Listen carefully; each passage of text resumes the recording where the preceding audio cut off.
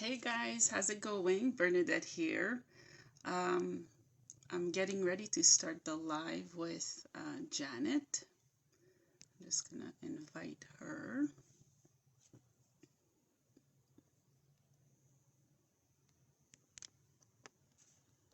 Let's see.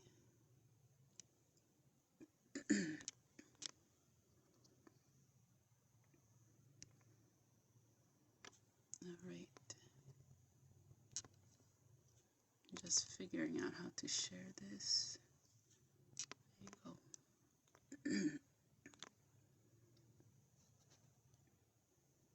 All right.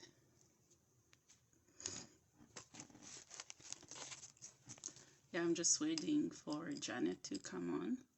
I hope you guys are doing good. I hope you are having a good Tuesday. Hi, Janet.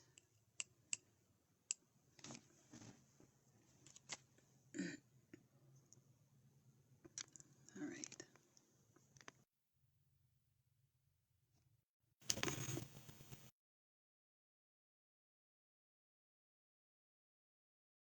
Bring Janet on. Oh, Hi. last time I did it a little bit ago, I did this and like fireworks went off, and I was like, "Oh, try it again." How are you? I'm good. How are you? I'm doing good. I'm glad we're doing better than last week because we both were struggling to with the camera. Yeah, it's all good. We definitely are learning and living, and taking imperfect action is where the secret sauce is. Absolutely. How's your day going? It's going well. I sang for a funeral mass this morning, and for our church, and that always, even when I don't know them, Yeah, yeah. I still end up shedding tears because I don't, my heart just cares. My heart truly just cares for people. And I don't know, I have a special connection with God and whatnot. And I don't know.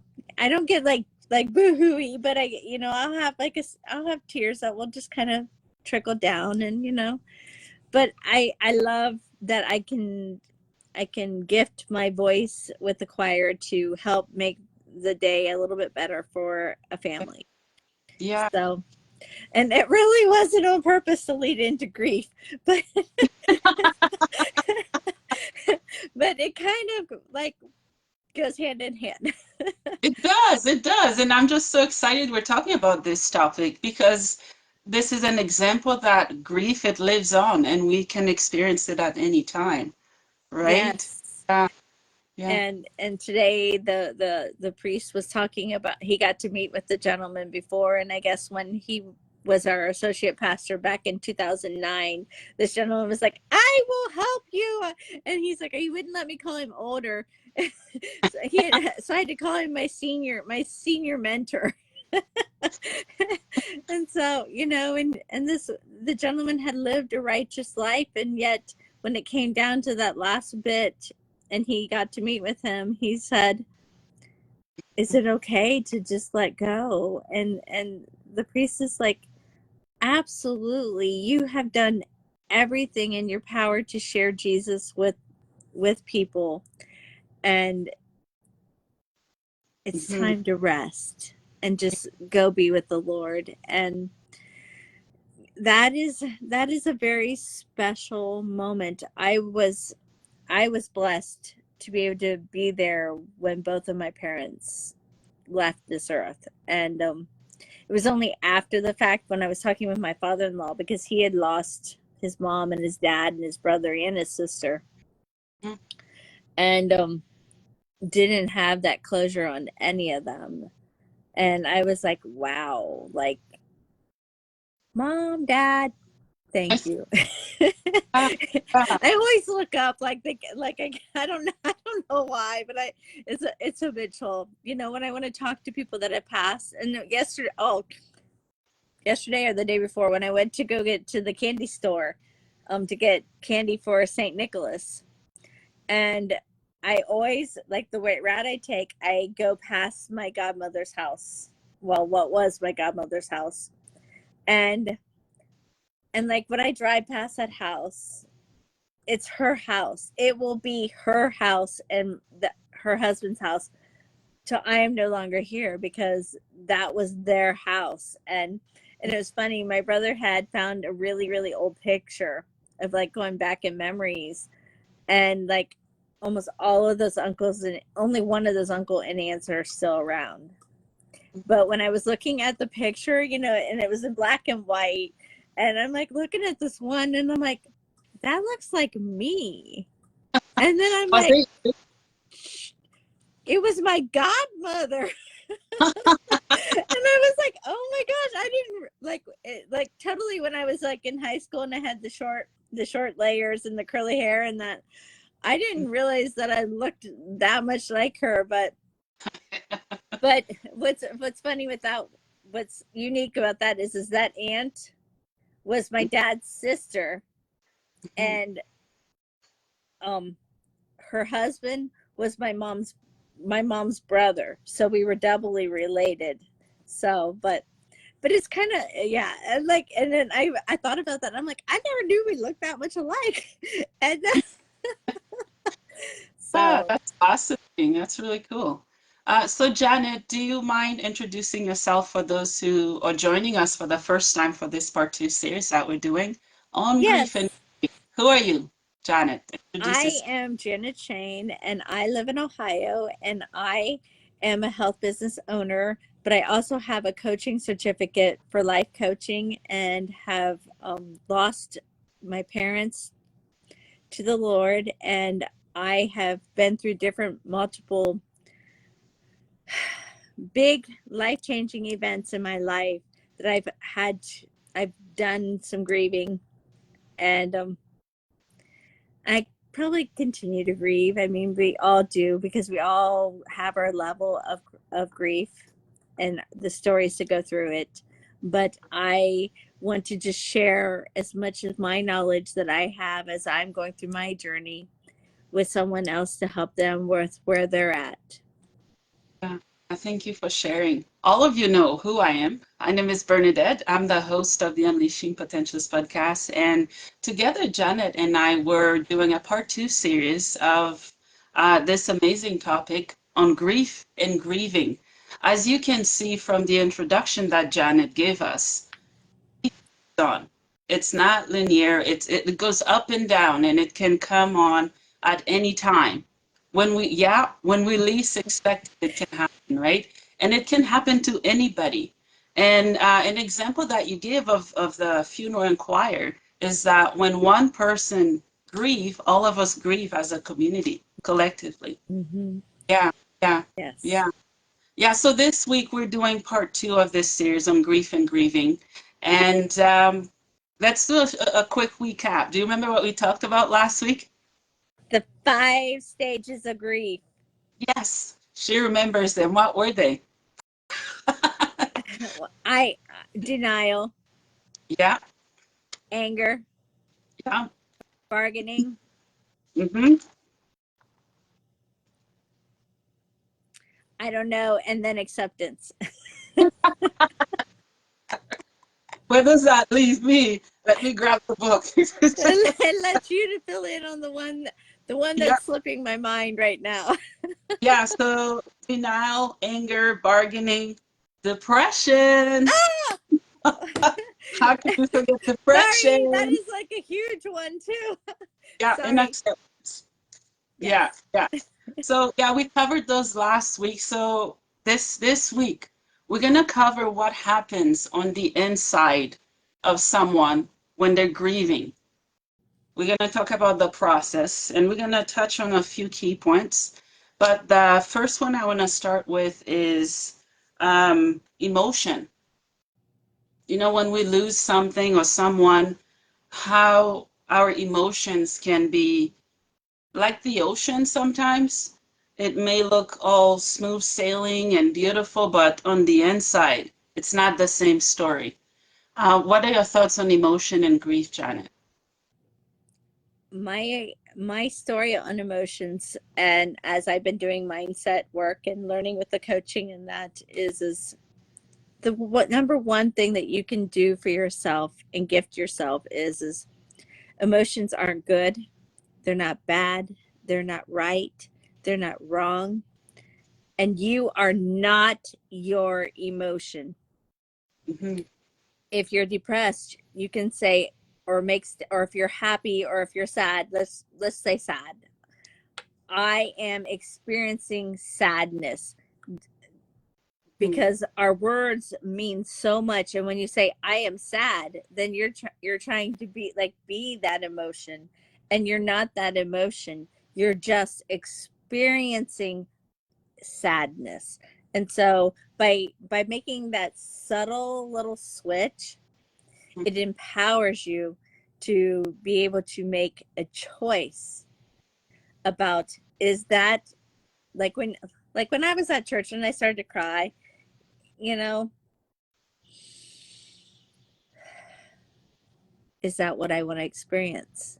Do I want to go down that lane, or do I not? And it's not that you're stopping it. You are making a choice. You're not resisting the feeling that you're experiencing, which is huge, because as my coach always says, just love it. Love all the resistance. And that's a work in progress. I Yeah, mean, yeah, like loving your enemy. In some aspects, I think loving an enemy is almost easier, because you can physically see your enemy. yeah. Where emotions are inside us, Hmm. and it's harder to grasp onto. But every little step I take, the more empowerment we will receive with it. But that's my biggest thing is don't judge it, and it's not right or wrong. Yeah, yeah, I agree. And we are very expressive as a race, the human race, right? And what good would it be for us to experience loss and always be happy and pretend that the loss did not happen? Even though at times in society, I think that's what we are forced to do, not because we necessarily want to, but that's how mom told us to grieve, or that's how sister told us to grieve, or even a partner, that's how they expect us to grieve. It's just to trust the process. I think also what we do to ourselves, like we tell ourselves, oh, well, you know what? Oh, I should be done with that. Oh, I shouldn't let that bother me. I don't, yes, society does put those things on us, but I think it's more, I think you can almost narrow it down to individualization, because we are so hard on ourselves. And as my spiritual guide tells me all the time, God treats us with gentle hands. We are very mean on ourselves. The Father is gentle. Yes, yes, I agree. And to honor those emotions and to Mhm. practice care and to understand and know that it's okay to say yes and it's okay to say no. They're both for healthy answers. And I think, if not all of us, we struggle with boundaries. Believe it or not, I think there are boundaries when it comes to our emotions. If we don't have the strength to surrender and protect that, then it really creates more havoc in our lives. What are your thoughts? Yes, but it is hard, because there are multiple times where we think we can trust and we can be vulnerable, and we come to get bitten in the butt. But don't give up trying. People are really, we are all created to be loving individuals, and there is good in everyone. Mhm. And just, especially since we're hitting the holiday season. Oh God.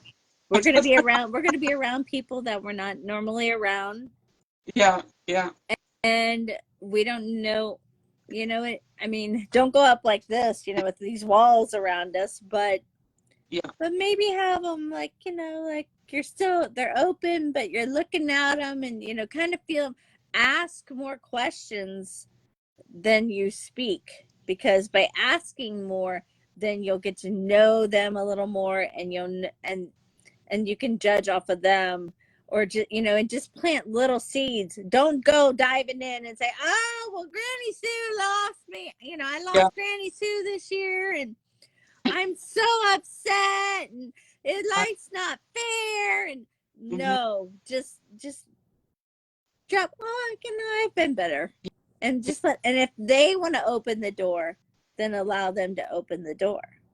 Yeah, yeah. I think the holiday for some people, it's their worst enemy and their best friends. And it's very interesting and intriguing that we're talking about grief and grieving because maybe someone lost a loved one.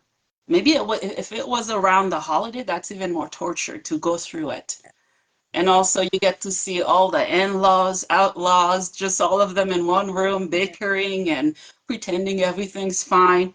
And I think we grieve not having what we deem to be a perfect holiday, perfect family gathering, perfect presents, just all of it. Sometimes it's hard to untangle those emotions. What are your thoughts?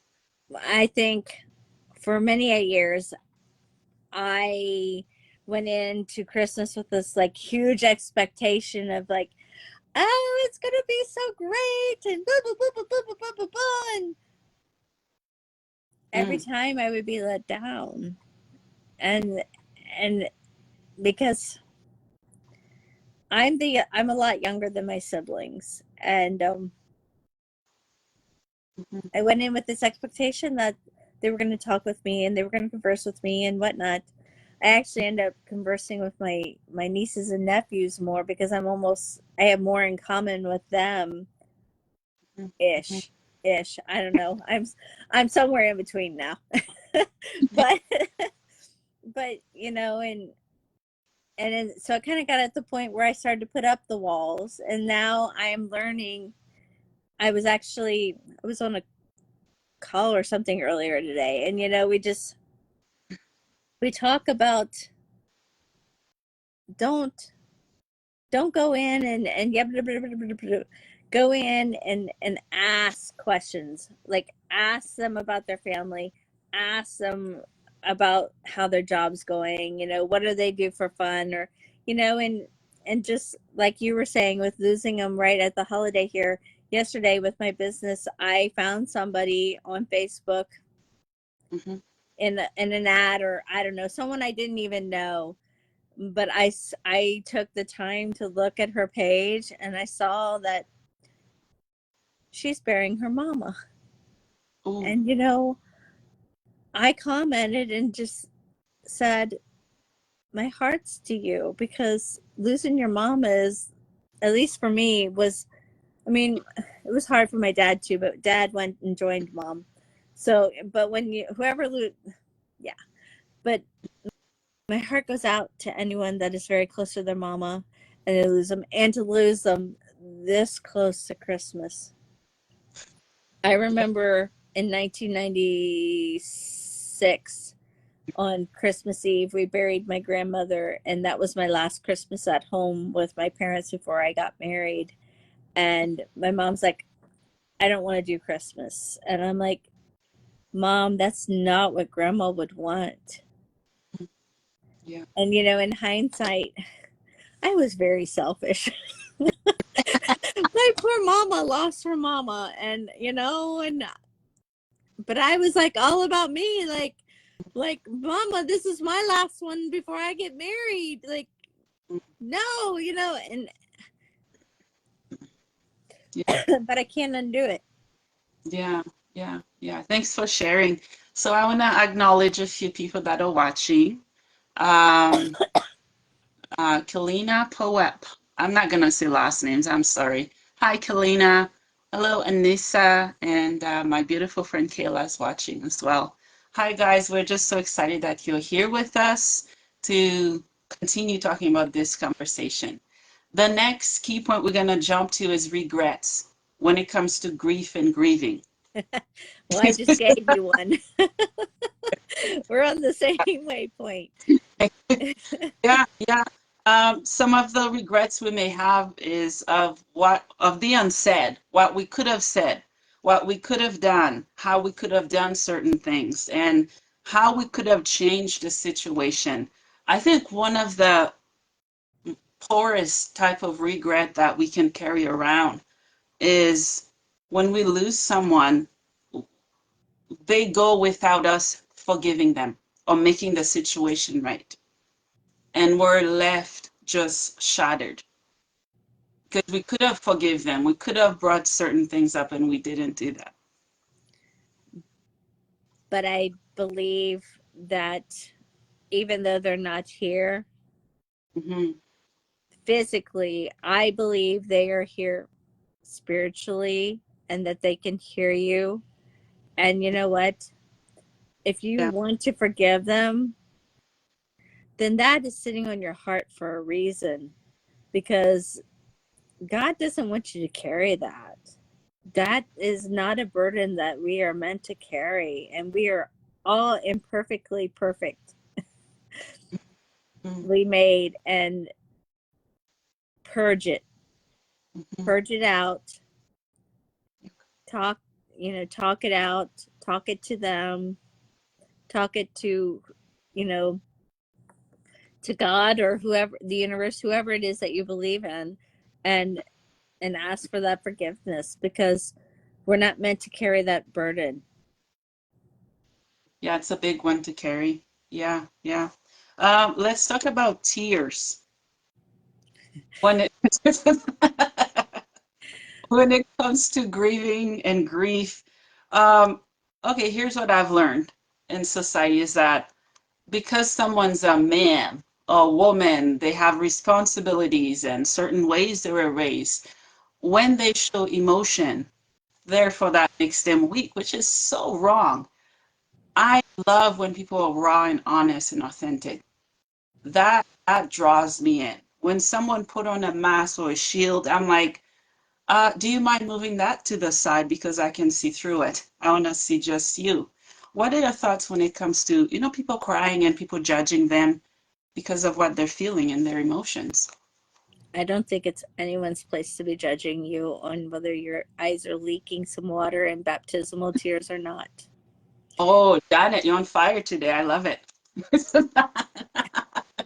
I take a lot of nuggets from my exposures in my life and I share them, because yes, I was told that my tears are just baptismal tears. Oh, I love that. Yeah. And I think our tears can teach us lessons, if I may put it that way. Mm-hmm. Not every tears that we cry are of sadness. People even cry when they're happy, Oh, right? yeah. Like, have you ever laughed like so hard, like the tears like start rolling and you can hardly breathe, and and it's just a happy version of tears, and that's why they're judging is something that we're really not created to do. It's just not something we're created to do. Yeah, yeah. And I think at time, us fearing to cry in public, especially in public, it's like, my gosh, who died today? Does someone need to die for someone to cry? No. Can No. people cry anywhere they should be? Well, Right? I mean, Yeah, like if you're locked out of your car and there's no one around, like I yeah, have cried, I have totally cried. I'm like, what am I gonna do? I mean, yeah. they're just, yeah. Yeah, I think we should be able to cry in public and private. We should be able to call a friend and be sobbing our eyeballs out and still find that normal. Yes. And why it's so abnormal to have to cry, especially when we're adults. But on the other hand, here's what I kind of figured out. Sometimes as a child is growing up, their parents will say, be quiet. Big girls don't cry. We don't cry here. We're tough. And what does that make an adult when they grow up? Exactly what they were told. It puts programming in place that we have to pull back pull back the strings and the programming and allow ourselves to release that, because otherwise you will have what we call, well, some people call it inner child, you know um, but you need to go back and you need to forgive that child, and let them know that it was okay. You as the adult, and let them know that they're safe, and to Yeah. let go of it, because without doing that process, it's really hard to move forward. Mm. But we Yeah. Yeah. don't, and you know, and I'm not placing any blame on any parents, because parenting is not easy. No. And but it's, once we learn, it's one of those things, once you see, you can't unsee. Well,